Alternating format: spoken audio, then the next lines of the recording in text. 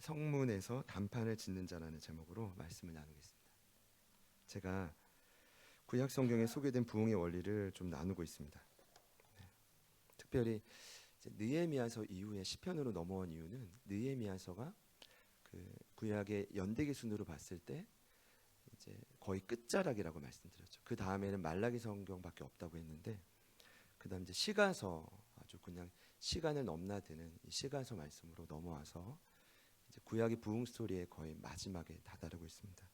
지난주에 이번 주 두 주에 걸쳐 시편에 기록된 부흥의 원리를 나누고 있는데요. 시편에 속한 이 그 구약 성경의 그 영역은 시가서입니다. 같이 한번 따라해 볼까요? 시와 찬양의 고백들. 시가서란 그런 말씀입니다. 구약 성경의 시가서를 제가 위에서 아래의 방식이 아니라 아래에서 위로의 방식이라고 지난주에 소개했습니다. 그래서 약간 많은 학자들이 찬양과 기도의 교과서라고 하는데, 저는 부흥의 교과서라고 했습니다. 왜냐하면 위기 가운데 있다가 하나님의 은혜로 다시 살아난 분들이 할 수 있는 일이 바로 기도와 찬양이기 때문입니다. 그래서 시편은 그런 부흥의 고백들로 가득 차 있는 책이죠. 그래서 제가 지난 시간에 고민하다가 어떤 본문을 선택했냐면 성전 낙성가라고 불리는 시편 30편입니다. 비록 다윗이 직접 봉헌하지 못했지만 봉헌할 세대를 위해 남겨준 찬양이었고, 금일은 시편 127편입니다. 특별히 금일 본문도 성전과 연관되어 있다는 것 느끼시죠? 네, 시편 중에서도 오늘 127편은 제목이 붙어 있습니다. 이런 제목인데요. 성전에 올라가는 노래. 이런 제목이 붙어 있는 시편이 무려 15편입니다. 오늘 127편이 속해 있는 120편부터 134편까지를 성전에 올라가는 노래, 일명 성전송, 네, 이라고 말합니다. 시편 전체가 150편인데 10분의 1인 셈입니다. 비교해 보면 한 주제로 꽤나 많은 분량이다. 그러니까 단일 주제로 시편에서 가장 많이 언급하는 주제다라는 걸 알 수 있습니다. 그럼 이스라엘 백성들은 3대 명절이 있습니다. 저희 나라도 비슷하지만 6월절, 7.7절, 초막절입니다. 명절 소개는 시간상 할 수 없고, 근데 그 명절이 되면 명절만큼은 반드시 성전에 올라가 절기를 지킵니다. 근데 혼자만 가지 않아요. 부부만 가지 않고 온 가족이 성전으로 올라갑니다. 왜 그랬을까요? 그만큼 한 번의 예배가 너무나 중요하기 때문입니다. 저는 믿는 사실이 한 번의 예배가 여러분의 인생을 바꿀 수 있다고 믿어요. 예배만으로는 안 되겠지만 한 번의 예배가 그런 어떤 디딤돌이 될 것이라고 믿습니다. 자, 그렇게 보면 모든 일상을 멈추고 가는 이 길이 어떤 가정은 한 달이 넘기도 하고요. 또 어떤 가정은 몇 달이 걸리기도 합니다. 그럼에도 불구하고 이스라엘 백성들은 한 번의 예배가 너무 소중해서 모든 일상을 멈추고 잠깐 일도 내려놓고 오직 예배하기 위해 성전으로 올라간 것입니다. 그만큼 한 번의 예배가 너무나 중요했기 때문이죠. 근데 이때만 그런 게 아니라 나중에 포로기로 끌려갔을 때도 바벨론 강가에서 눈물 지으며 그때를 그리워하며 막 찬양합니다. 이 노래를 부르면서 성전에 올라갔을 때 거기서 만났던 하나님 때문에 날마다 노래했죠. 그리고 포로기 이후에도 돌아온 분도 있지만 못 돌아온 분들은 서로의 자리에서 그리움에 복받쳐서 눈물로 고백한 노래가 바로 이 노래들인데, 그 노래 중에 한 노래가 오늘 127편입니다. 그럼 왜 그토록 간절했을까? 이유는 분명합니다. 성전에 함께 하시는 하나님 때문입니다. 그분만이 자신들이 처한 모든 위기에서 끌어내실 수 있는 유일한 분이라 그들은 믿었기 때문입니다. 여러분, 이 고백이 지난주 성전 낙성가에 있었습니다. 시편 30편 1절이죠. 여호와여, 내가 주를 높일 것은 주께서 나를 끌어내사 내 원수로 하여금 나로 말미암아 기뻐하지 못하게 하심이니이다. 그 성전 낙성가의 핵심이 뭐였습니까? 하나님은 어떤 분이신가? 하나님은 우리를 모든 위기에서 끌어내시는 분. 박순현 집사님도, 이은숙 집사님도, 태양이와 하늘이도, 여러분도. 여러분이 오늘 어떤 위기를 가져왔는지 저는 알 수 없지만 끌어낸다라는 이 원어의 의미는 모든 위기에서 건져낸다는 뜻입니다. 그리고 자유케 한다는 뜻입니다.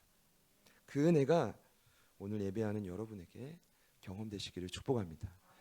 그 다음 말씀이니까요. 지난주 말씀을 싹 잊고 시작하는 게 아니라 나를 위기에서 건질 수 있는 하나님을 그래도 흐릿하게라도 생각하면서 이 말씀을 본다면 더 은혜가 있지 않을까 그런 생각을 해봅니다. 특별히 함께 보신 127편은 성전에 올라가는 노래들 중에서도 제목이 따로 붙어 있습니다. 그 제목은 솔로몬의 시입니다. 여러분 성경에도 그렇게 기록되어 있을 텐데요. 제 성경에도 솔로몬의 시, 그 성전에 올라가는 노래라고 기록되어 있습니다. 근데 놀랍게도 원문의 의미를 보면 정확히 말하면 솔로몬의 시가 아닙니다. 정확한 단어는 솔로몬을 위한 시입니다. 엄청 의미가 다르죠? 저는 깜짝 놀랐는데 여러분 별로 놀라시지 않죠? 저는 솔로몬의 시라고 이제까지 철석같이 믿었는데 아니에요. 솔로몬이 지은 시가 아니라 누군가 솔로몬을 생각하며 지은 시, 그 아들을 사랑하는 마음으로 생각하며 지은 시. 그럼 누가 그 시를 지어줬을까요? 제가 힌트를 줘버렸는데 뭐 많은 학자들이 여러 의견이 있지만 저는 그 의견을 따릅니다. 아마도 다름 아닌 솔로몬을 가장 사랑한 인물 누굴까요? 아버지인 다윗입니다. 그러니까 본인이 직접 성전을 봉헌할 수는 없지만 직접 봉헌할 솔로몬을 위해서 이 유언을 남긴 셈입니다. 오늘 제가 나누고 싶은 건 이 유언에 담긴 원리입니다. 왜 127편을 선택했는지 충분히 이제 이해가 되시죠? 성전을 향해 올라갔던 자들, 그곳을 올라가면서 갈망하며 회복되기를 갈망하며 수많은 순례자들이 수없이 불렀던 15편 중에서도 핵심인 127편입니다. 오늘 그 안에 담긴 저와 여러분을 살리는 부흥의 원리가 반드시 깨달아지고 적용되어지기를 축복합니다. 네. 옆에 있는 분들께 이렇게 한번 격려합시다. 지금은 부흥할 때입니다. 네. 제가 할 수는 없지만 오늘 말씀이 그 힘이 되기를 축복하면서 오늘 말씀을 보니까 시의 주인공은 단연 여호와입니다. 같이 한번 따라해 볼까요? 언약의 하나님. 왜 여호와라는 이름이 많이 나오냐 하면 이런 의미입니다. 언약의 하나님이란 뜻이에요. 하나님의 이름이 다양하지만 그 중에서도 하나님은 한 번 한 약속을 절대로 잊지 않으신다. 이게 언약이죠. 1절에 기록되어 있습니다. 여호와가 집을 세우지 않으시면, 여호와가 성을 지키지 않으시면 우리의 모든 수고는 헛되다. 집과 도시가 나오죠. 집은 바이트입니다. 개인이 살고 있는 영역이고, 성은 일이라는 단어인데 도시라는 뜻입니다. 그러니까 구분하기 참 그렇지만 어쨌든 다수의 집이 모여있는 공동체를 도시라고 합니다. 그런데 집이든 도시든 결론은 만약 여호와가 그 집을 짓거나 울타리를 쳐주지 않는다면 모든 집과 도시도 헛되다. 헛되다라는 말을 1, 2절에서 무려 3차례나 반복합니다. 여러분 어떤 의미일까요? 느낌은 알지만 저자가 말한 헛되다라는 원 의미는 무익하고 황폐하다라는 뜻입니다. 이런 의미입니다. 만약 여호와의 도움이 없다면 당신의 어떤 노력에도 남는 게 없을 거라는 뜻입니다. 얼마나 불행한 말입니까? 혹여나 오해하시지 않겠지만 여러분 노력이 필요 없다는 얘기는 절대로 아닙니다. 열심히 땀 흘려 일해야 됩니다. 그런데 그 땀 흘려 일하는 일 위에 반드시 하나님의 손길이 더해져야만 된다는 겁니다. 여긴 공감하시죠? 네. 자, 그래야만 우리의 집이 모인 도시도 견고히 세워지고 보호받을 수 있다. 안 그러면 제가 볼 때는 계속 어딘가에 비가 셀 겁니다. 구멍이 나서 다양한 벌레와 쥐가 나올 수도 있고요. 바람에 흔들리다가 그러다 보면 집들마다 요동칠 거고 성 전체의 분위기는 불보듯 뻔하죠. 매우 암울해질 것입니다. 그런 집들이 모인 곳이라. 사실 1절에서 집과 도시를 구분짓는다는 것은 성경적 원리로 맞지는 않습니다. 구약 성경에서 집과 도시는 보통 하나로 보지만 이제 굳이 구분해서 봤을 때 핵심은 하나냐 구분됐느냐보다 중요한 건 내가 속한 가정과 도시와 지금 여러분이 숨쉬고 여러분이 손이 닿는 모든 일터와 사업장과 학업의 자리마다 여호와의 도우심이 없다면 그 끝은 이미 정해져 있다. 결론은 모든 것이 헛되다. 저희 공동체에 계신 분들 중, 또 오늘 2부 예배에 참여하시는 분들 중에 많은 분들이 이 경험을 하실 거라고 저는 생각을 합니다. 그렇기 때문에 오늘 말씀을 이제 다윗이 솔로몬에게 어떻게 유언했는가를 자세히 보십시오. 여러분, 그래서 잠을 주십니다. 이건 또 무슨 말이냐? 여러분, 127편은 특별히 성경 주예가들이 설교 잘 안 하려고 한대요. 왜냐하면 뭐 가정의 달이나 한두 절만 뽑아서 할 수는 있지만 5절을 있는 그대로 보면 각 절마다 주제가 다 다른 것 같아요. 실제로 그렇기도 한데 저는 그렇게 생각하지 않아요. 이 모든 절이 연결되어 있다고 생각을 하는데 5절밖에 되지 않지만 연결되어 있다. 여러분도 그렇게 생각해 주세요. 그래서 2절을 1절과 연관지어 보자면 그래서 잠을 주신다. 무슨 말일까요? 우리 2절 말씀을 한 번 더 읽어볼까요? 시작. 너희가 일찍 일어나고 늦게 누우며 수고의 떡을 먹음이 헛되도다. 그러므로 여호와께서 그의 사랑하시는 자 잠을 주시는도다. 아멘. 여기서의 잠이라는 단어가 히브리어로 세나입니다. 놀랍게도 이 뜻은 죽음이라는 뜻입니다. 성경에서는 죽음을 맞이한 상태를 흔히 잠들었다라고 말합니다. 왜냐하면 저희 제 죽어도 이제 고향으로 가는 거니까 잠깐 잠들었다 깨는 거죠. 믿으시죠? 네. 그런데 여기서 잠잔다라는 것은 어떤 의미일까요? 한마디로 모든 것이 다 멈춰진 상태입니다. 왜일까? 제 결론은 그렇습니다. 잠시 나의 생각을 멈추는 시간이 필요하구나. 잠시라도 나의 모든 염려와 근심을 잠재우는 시간이 필요하구나. 동시에 하나님의 일하심을 잠잠히 바라보는 시간이 필요하구나. 그런데 성경을 보면 언제나 죽음을 통해, 이 잠을 통해 새로운 생명을 일으키시더라고요. 잠에 대해 안 좋은 기억이 있는 분이 있을 수도 있지만 여러분, 성경에 처음 잠든 사건이 어디인지 아십니까? 저도 이번에 새롭게 정리한 건 최초의 인간인 아담입니다. 창세기 2장 21절을 보면 아담을 잠재우셔서 거의 죽음과 같은 상태에서 갈빗대를 빼냈으니까 눈이 껌뻑껌뻑했으면 갈빗대를 빼낼 때 아주 그냥 기절했겠죠, 여러분. 아니, 생각해 보십시오.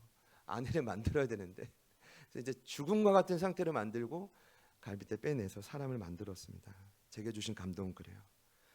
죽음을 통해 새로운 생명을 잉태하는 이 모습이 마치 그리스도의 모형과 같구나. 자신의 몸을 찢어서 새로운 생명을 주신 주님인 거죠. 그래서 아담의 이 모습이 그리스도의 모형일 수도 있겠다. 여러분, 그러고 보면 예수님이 본인의 십자가 죽음을 이렇게 표현합니다. 로마서 5장 8절에요.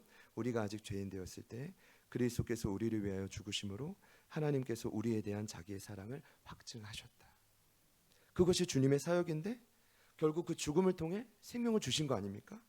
그러니까 이것이 사랑하는 자에게 잠을 주시는 이유인 거예요. 뭐냐면 사랑하니까요. 너의 헛된 수고, 헛된 염려, 고민, 그에 따라오는 수많은 미움과 상한 마음을 잠시만 멈춰라. 아주 예전에 저희 네이버 카페, 저희 교회 카페 운영하는데 사진 콘테스트가 있었습니다. 제가 그냥 이렇게 사람이 참 신기한 게, 물론 사 먹을 수도 있지만 쿠폰을 또 주신다고 하면 열심히 그 콘테스트에 참여하고 싶은 마음이 막 드는 거예요. 저와 막 이렇게 저도 받긴 했지만 그때 이제 사진 콘테스트인데 멋진 풍경을 찍는 거였습니다. 많은 분들이 사진 올려줬지만 제가 어떤 그 모습에 꽂혔냐 하면 신호등 모습에 꽂힌 거예요. 파란 하늘 밑에 빨간색, 파란색, 노란색이 너무 선명하게 보이는데 이렇게 음성이 들렸어요. 뭐냐면 파란색은 전진, 빨간색은 멈춤, 노란색은 너 경고야. 경고. 하나님의 사인같이 느껴지는 거예요. 이번 이벤트는 나에게 이 사인을 하시기 위함이구나. 가장 기억에 남는 건 빨간색 등입니다. 왜냐하면 멈춰서 사진을 찍으니까요. 늘 빨간색 사진만 찍었던 거예요. 스탑인 거죠. 너 잠깐 멈추고 잠깐 여유를 가지고 하늘을 좀 지켜볼래? 내가 너한테 할 말이 있는데 좀 잠깐만 지켜봐. 오늘 제가 이 말씀이 그렇게 와닿았던 거죠. 자, 그렇다면 여호와께서 사랑하는 자는 누구일까요? 단연컨대 솔로몬입니다. 여러분 왜 솔로몬이냐 하면 그냥 다윗이 지은 유언이라서가 아니라, 여러분 다윗이 솔로몬 어떻게 낳았죠? 부적절한 관계를 통해 낳았죠. 충신 우리아를 죽이고 아내를 뺏어와서 낳았는데, 이 솔로몬이 첫 번째 아들이 아닙니다. 첫째 아들은 안타깝게 여호와께서 치심으로 시름시름 앓다가 눈물로 금식하며 기도했어도 하나님 데려갔다. 얼마나 슬퍼했었게요. 두 번째 아들이 바로 솔로몬입니다. 그때 하나님은 선지자 나단을 통해 솔로몬을 위로합니다. 그러면서 아들의 이름을 이렇게 짓죠. 여디디야. 같이 한번 따라합시다. 여디디야. 어떤 의미죠? 여호와께서 사랑하시는 자. 그러니까 오늘 사랑하는 자에게 잠을 준다는 거 어떤 의미로 해석해야 됩니까? 다윗은 아는 거예요. 죽기 전에 아는 거예요. 이 솔로몬이 얼마나 지혜로운 자가 되고 얼마나 타고난 인물이 될 것인가. 그럼에도 불구하고 솔로몬, 너는 반드시 인생에 스탑을 하는, 쉼을 갖는 시간이 필요하다는 거예요. 그것을 놓쳐버린다면 너의 인생은 모든 것이 헛될 것이다. 아쉽게도 나중에 다 놓쳐버려가지고 헛된 인생을 살다가 가지 않았습니까? 자, 두 번째로 여기 사랑하는 자는 누구일까요? 제게 주신 감동은 메시아이신 예수님입니다. 마태복음 3장 17절을 보면 요단강에서 예수님이 세례받고 올라올 때 하늘에서 음성이 들리죠. 뭐라고 하죠? 이는 내 사랑하는 아들이라. 제게 주신 마음은 그래요. 야, 이게 시편 127편 말씀인데 이 솔로몬을 통해 예수님의 사역을 예표하시는구나. 그렇다면 마지막으로 적용하면 사랑하는 자는 누구일까요? 오늘날 예수 안에서 그 믿음으로 하나님의 자녀된 저와 여러분입니다. 그런 자녀들에게 주님이 뭐라고 하신다고요? 내가 너를 사랑해서 잠을 줄게. 원하시는 거죠. 우리 옆에 있는 분들께 이렇게 한번 축복해 봅시다. 당신에게 잠이 필요한 것 같습니다. 네. 한 번만 더 해볼까요? 이참에 많이 필요해 보입니다. 그러니까 모든 생각과 모든 이전과의 상처를 싹 다 내려놓고 다시 리셋하는 거죠. 온라인으로 예배하시는 분들께도 축복합시다. 여지 없습니다. 동일하죠. 그러니까 잠에 대해서 제가 볼 때는 예배 시간에만 안 주시면 됩니다. 예배 시간에는 눈 감으면 졸려요. 제가 새벽에 기도하러 앞에 딱 나오는데 어떨 때는 막 이렇게 하고 벌쩍 일어나서 깹니다. 졸면 안 되는데 눈 감으면 졸리는 거예요. 이건 핵심은 아니지만 잠은 좋은 의미라는 거죠. 그래서 잠을 주신다는 거죠. 이해되시는 분들만 아멘 해보시죠. 자, 그런데 오늘 성전가의 본격적인 내용은 지금부터입니다. 이렇게 여호와를 의지하는 자를 통해 소중한 자녀들이 세워져야 한다. 3절은 다른 주제가 아니라 이렇게 연결된다고 봐요. 이러한 거룩한 자를 통해 잠을 자며 하나님 바라보는 부모의 세대를 통해 자녀들이 세워져야 된다. 여러분 3절의 자녀 이야기는 구약 성경을 관통하는 중요한 주제 중 하나입니다. 구약 성경의 가장 중요한 주제 중 하나는 뭐냐면 나보다 더 나은 거룩한 다음 세대. 나보다는 내 자녀 때의 믿음이 견고해져야 됩니다. 근데 이것이 육체의 자녀만 의미하지 않고 물론 여러분을 통해 앞으로 양육되고 훈련되어 세워지는 제자들이며 합니다. 여러분 이것이 무너지면, 이것이 끊어지면 부흥도 끝입니다. 저는 지난 금요일에 조카 롯을 구하러 갔던 아브라함을 볼 때 사실 가장 감동된 건 아브라함이 아니었습니다. 말도 안 되는 그 동부 연합군과의 싸움에서 4개 국가의 연합군과의 싸움에서 쳐들어갈 때 아브라함이 아닌 아브라함을 쫓아갔던 318명. 아니 싸우고 집으로 돌아올 거는 확신도 없이 쫓아갑니다. 왜 쫓아갔을까요? 그 기간이 얼마인지 모르겠지만 롯이 소돔에서 펑펑 돈 쓰며 놀 때 아브라함 뭐 한 겁니까? 사람을 키운 것입니다. 제자를 만든 것입니다.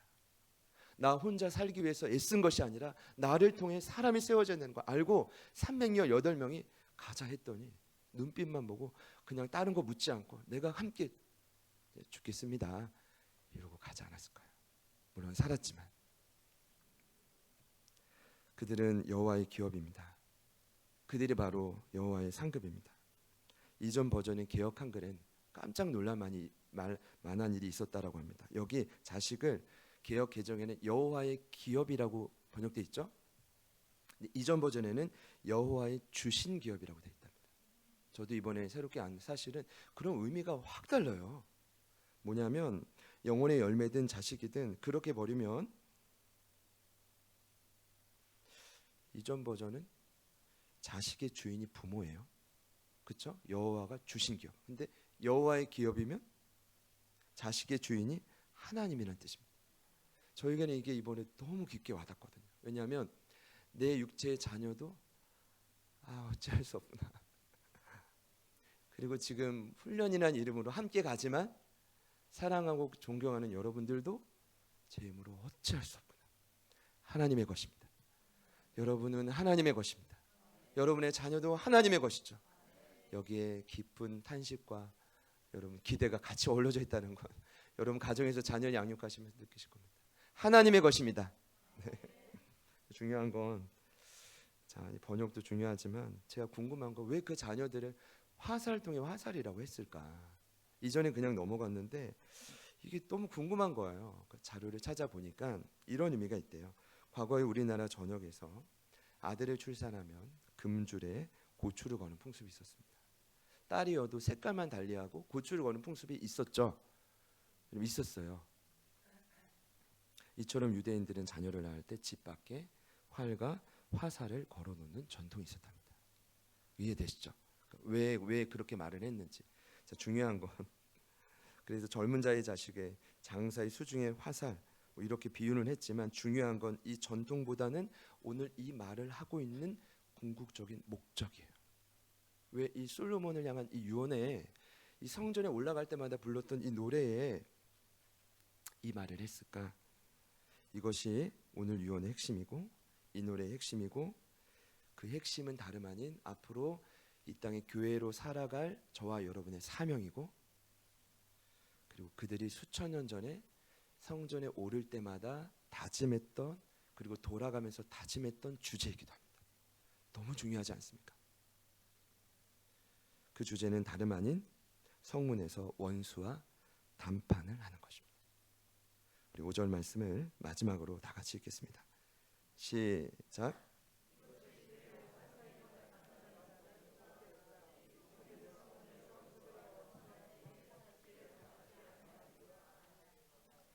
네, 아멘. 아멘. 네, 성문이란 도시의 중심지입니다. 도시 안에 가장 영향력 있는 자들이 성문에 늘 모여서 음식도 먹고 회의도 했다고 하는데요. 단순한 회의가 아니라 성 안에 있는 중요한 안건들을 해결했다고 하죠. 근데 거기서 또 하는 중요한 일이 있었습니다. 바로 적으로부터 도시 안에 살아가는 내 사랑하는 가족들을 지켜내는 일입니다. 그리고 가능하면 적의 근원도 멸절시키는 일입니다. 그 일을 누가 했다고요? 성문에 모이는 유력자들이 했습니다. 여기서 말하는 담판은 정복하다라는 뜻입니다. 그렇다면 다윗이 솔로몬에게 부탁한 이 127편의 궁극적인 사명은 무엇입니까? 크게 두 가지입니다. 먼저는 나의 집과 도시를 내가 속한 공동체를 지키시고 세워가시는 하나님을 전적으로 바라보는 것입니다. 그리고 두 번째는 공동체의 외곽인 성문으로 옮겨서 내 자리를 옮겨서 보이지 않는 원수들과 때론 눈에 보이는 적들도 안 보이다가 드러내고 싸울 때가 있거든요. 눈에 보이는 적들과 담판을 짓는 것입니다. 이것이 바로 교회 두 가지 사명인 거죠. 하나님 바라보고 그 힘으로 성문에 나아가 담판을 짓는 것입니다. 여러분 다윗뿐 아니라 영적인 거장들은 동일하게 말하고 있습니다. 사도 요한은 요한 1서에서 영적인 청년들을 어떻게 소개하는지 아십니까? 여러분 성경이 말하는 영적인 청년은 나이와 상관이 없습니다. 갓난 아이일지라도 청년일 수도 있고 수십 년 신앙생활을 해도 어린아이일 수 있습니다. 여러분 아시죠? 영적인 청년을 어떻게 소개하죠? 말씀 안에 거하며 흉악한 자와 싸워 이기는 자들입니다. 싸워 이기는 자들입니다. 자, 그렇다면 영적 청년들의 포지션은 어디일까요? 공동체를 보자면 중심일까요? 내부일까요? 보호받는 안쪽일까요? 아닙니다. 그들의 포지션은 다름 아닌 성문일 겁니다. 외곽일 것입니다. 외곽으로 나와야 공동체를 침입하는 적들을 물리치고 가족들을 지켜낼 수 있지 않습니까? 분명히 성경은 말합니다. 그들이 지금 무엇을 가지고 싸운다고요? 말씀 안에 거하며 흉악한 자와 싸우긴다. 지식으로 아는 말씀이 아닙니다. 레마의 말씀이 내 가슴에 새겨져서 이 말씀이 결정적인 순간에 선포가 되는 것입니다. 그래서 날마다 반드시 목숨 걸고 묵상을 해야 되는 것입니다. 매일매일 승리의 말씀은 따로 있거든요.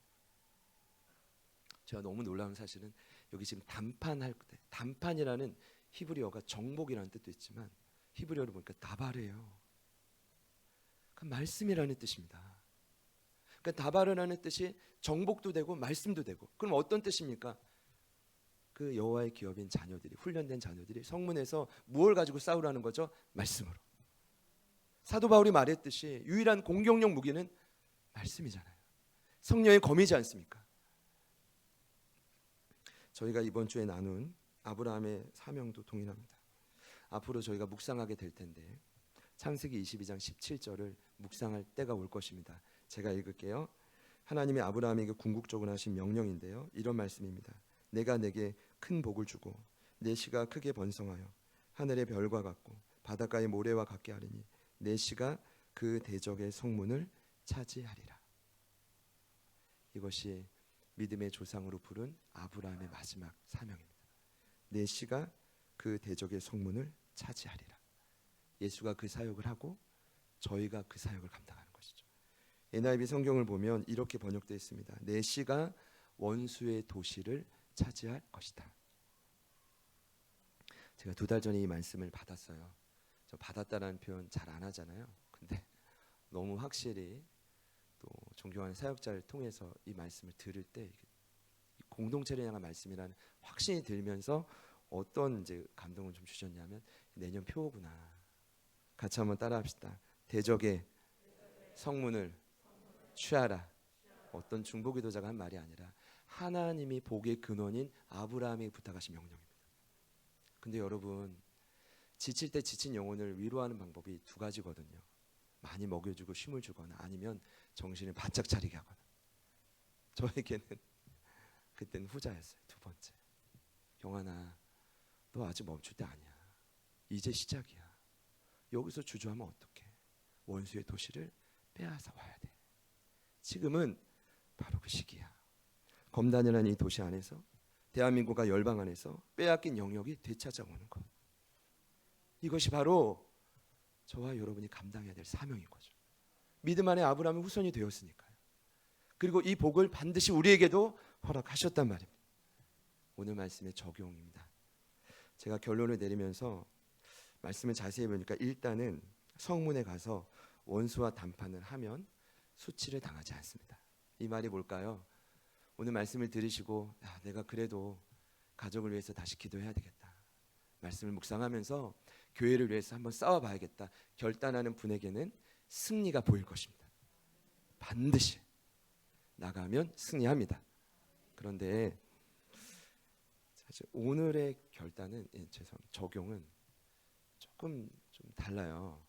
그렇게도 적용할 수 있지만 말씀을 자세히 보니까 오늘의 적용은 개인보다는 공동체적이어야 돼요.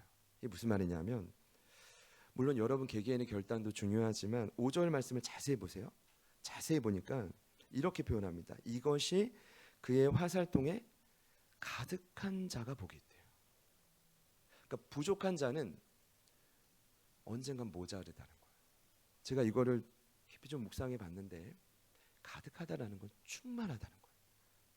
여호와의 기업들이 성문에서 싸우는 자들이 막 넘쳐난다는 거예요. 그런 자들은 복이 있대요. 무슨 말일까요? 이런 의미일 겁니다. 지금 이 공동체 안에 하나님의 도우심을 힘입고 싸우는 자들이 가득해져 가야 한다는 거예요. 혼자서는 안 된다는 겁니다. 한 사람이 예전에 싸웠다면 시간이 지나면 2사람, 3사람이 싸워야 돼요. 이전에 10사람이 싸웠다면 이제는 20사람, 30사람이 싸워야 돼요. 왠지 아십니까? 그 한 사람이 부족해서가 아니에요. 시간이 흐르고 영역이 넓어지면 공격은 더 강해집니다. 한 사람이 싸울 수가 없습니다. 싸우는 자들이 가득해져 가야 돼요. 믿으시죠? 이렇게 보면 명확한 진리는 한 교회 안에 성도의 숫자가 늘어나는 것이 부흥이 아닙니다. 다윗이 말하는 부흥은 그런 게 아닙니다. 성경이 말하는 진정한 부흥은 성문에 설 수 있는 자들이 가득해져 가는 것입니다. 우리에게 그런 부흥이 도래하기를 축복합니다. 그 부흥이 진정 이 세대에 누려지기를 소망합니다. 부모의 세대인 저희도, 자녀의 세대인 자녀들도 하나님의 언약이라면 할 수 있단 말입니다. 한 지체로 연결된 제자들 교회가 한 주간 여러분의 가정과 일터에서, 성문에서 이런 승리의 역사가 더 많아지시기를 축복합니다. 이제 마지막 순서만 남았습니다. 저희 공동체는 마지막에 사랑 인사를 합니다. 이게 약간 적용을 담긴 인사이기 때문에 우리 믿음으로 한번 가까운 분들에게 선포해 봅시다. 이렇게 인사할까요? 성문에서 만나요. 네. 누군가는 성문에서 여러분을 지켜주고 있습니다. 때가 되면 저희도 발걸음이 그렇게 옮겨지고, 또 그렇게 하다 보면 또 다른 성문지기를 또 세우게 되고. 한 번 더 인사합시다. 성문에서 꼭 봅시다. 제가 볼 때 너무 감사한 건 참 보이지 않는 중보의 손길이 더 많아지고 있다는 겁니다. 보이지 않는 기도자들이 곳곳에서 더 많아지고 있다는 거. 말하지 않아도 묵묵히 가정과 공동체를 지키는 자들. 그런 모습을 좀 생각하면서 또 이 땅의 부흥을 좀 기대하면서 같이 한번 찬양했으면 좋겠는데, 먼저는 저와 여러분의 삶에 잠이 필요하다는 사실을 잠시 모든 걸 멈추고 이 시간 하나님을 좀 잠잠히 바라보는 시간이 왔다고 저는 믿습니다. 그 힘으로 성문까지 나아가시기를 축복합니다. 우리 같이 한번 찬양하실게요.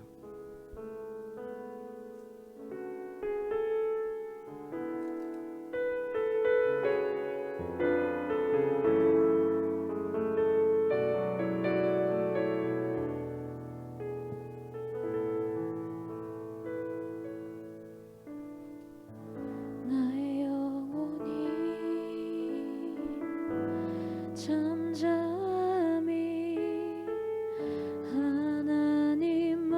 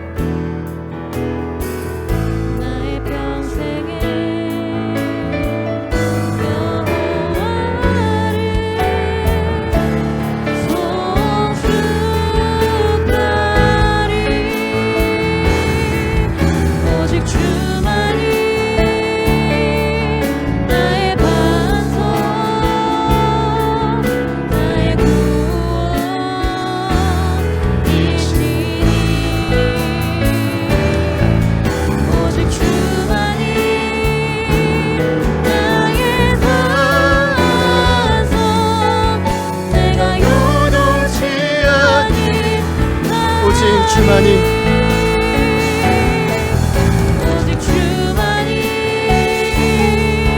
나의 반석 나의 구원이시니 오직 주만이 나의 반석 우리가 처한 삶의 그 현장을 향해 선고합시다. 믿음으로 오직 주만이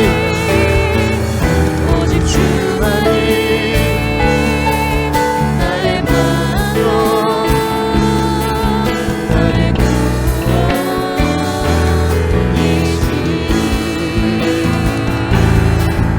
오직 주만이 나의 반석 내가 요동치 아니 전심으로 고백 나의 구원 나의 영광 나의 구원 나의 영광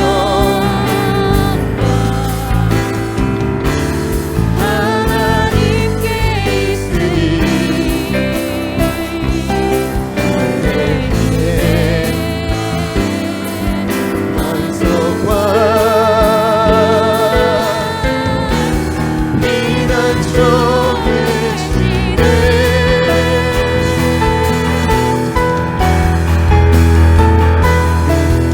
오직 주만이 나의 반석 나의 구원이시니 오직 주만이 나의 반석 내가 요동치 우리 마지막으로 한 번 더 선권 오직 주만이 나의 반석 나의 구원이시니 오직 주만이 나의 반석 내가 요동치 아니 이 시간 확신합니다. 오늘 소망으로 믿음으로 이 말씀을 붙드는 모든 분들의 삶에 하나님이 그 모든 위기에서 건져내시는 역사가 있을 것입니다. 하나님이 지키시지 않으면 하나님이 세우시지 않으면 모든 것이 헛되다라는 것 저희 너무 잘 알지 않습니까? 어떠한 인간의 노력과 공로도 한순간에 무너질 수 있어요. 하나님 우리의 피와 땀과 눈물 하나님 세우시는 은혜가 넘쳐나게 하여 주십시오. 세우시는 그 도움의 손길을 경험하는 이 한 주가 되게 하여 주십시오. 그리하여 우리를 향해 주님 말씀하시는 그 성문을 향해 달려가게 하여 주십시오. 성문을 지켜 그 자리에서 악한 자와 싸워 이기는 영적 군사로 저희 제자들 교회를 강하게 세워 주십시오. 이곳에서 진정한 복을 맛보는 영적 지도자들을 강력히 세워 주십시오. 그러한 역사를 일으키실 주님을 기대합니다. 우리 기대하는 마음으로 우리 주님 이름 부르시고 간절히 한번 기도합니다. 주여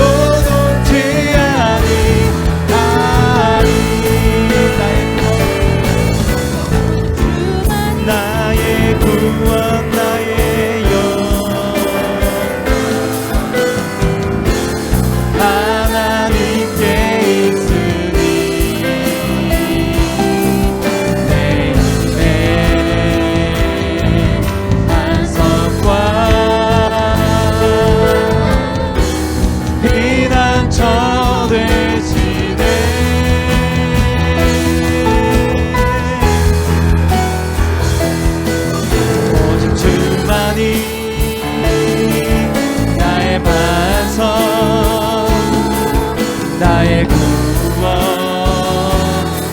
구원이시니 오직 주만이 나의 산성 내가 요동치 아니하리 오직 주만이 나의 반석 나의 반석 나의 구원이시니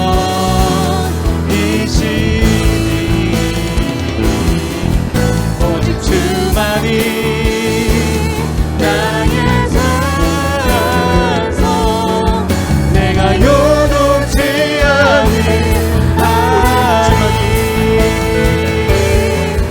오직 주만이 나의 반석 나의 구원이시니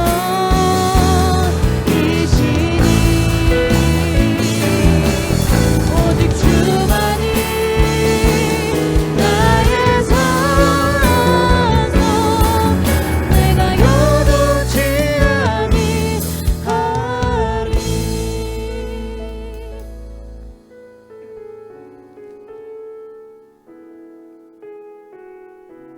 한 분 한 분의 고백을 들으신 하나님을 찬양합니다. 어떠한 문제든 하나님이 세우시고 지키신다면 모든 것이 유익한 것으로 변화될 줄 믿습니다. 황폐한 마음과 그 땅 위에 풍성한 열매를 맺게 하실 하나님을 찬양합니다. 특별히 오늘 현장 예배 함께 하신 신홍균, 최정란, 신애진님 귀한 가정을 기억하셔서 하나님의 놀라운 역사를 날마다 체험하게 하시고 영적 군사로 우뚝 세워 주시옵소서. 선교사 훈련을 위해 온 힘을 다해 섬기시는 우리 박남중 권사님, 김나라 사모님, 사랑하는 따님, 그리고 귀한 가정을 통해 계획하신 모든 계획들을 이 땅 가운데 마음껏 이루어 주시옵소서. 기대하는 마음으로 함께한 우리 사랑하는 정인영 형제, 주님께서 기름 부으시고 거룩한 다음 세대가 되어 이 땅을 변화시키는 통로로 삼으실 줄 믿습니다. 하나님, 우리가 품고 기도한 수많은 영혼, 하나님 곳곳마다 필요한 사랑과 은혜를 부어주시고 하나님이 함께 하심을 경험하고 느끼는 역사가 일어나게 하여 주옵소서. 기도하는 수많은 장결 가족들 당황하지 않고 주께로 속히 돌아올 수 있도록 은혜를 더하여 주시옵소서. 그 모든 위기에서 주님께서 건져 주시옵소서. 제자들 교회는 하나님의 교회, 이곳에서 성문에 서는 자들이 더욱 많아지게 하여 주시옵소서. 영적 청년의 세대가 더욱 많아지게 하여 주십시오. 말씀 안에 거하며 흉악한 자와 싸워 이길 때 놀라운 승리의 승전가가 울려 퍼지는 교회가 되게 하여 주시옵소서. 바라게는 이 지역뿐 아니라 우리에게 주신 모든 열방, 중보하는 모든 땅마다 위대한 승리가 일어나게 하여 주시옵소서. 하나님이 일하실 때 소외되지 않는 저희가 되겠습니다. 하나님의 기적을 베푸실 때 함께 동참하며 하나님의 승리를 쟁취하는 저희 모두가 되겠습니다. 저희를 사용하여 주시고 심각한 기근도, 관계의 갈등도, 전투에서 느껴지는 모든 상처와 아픔도 이 시간 싸매시고 어루만지사 회복시키시고 주님 강건하게 세워 주시옵소서.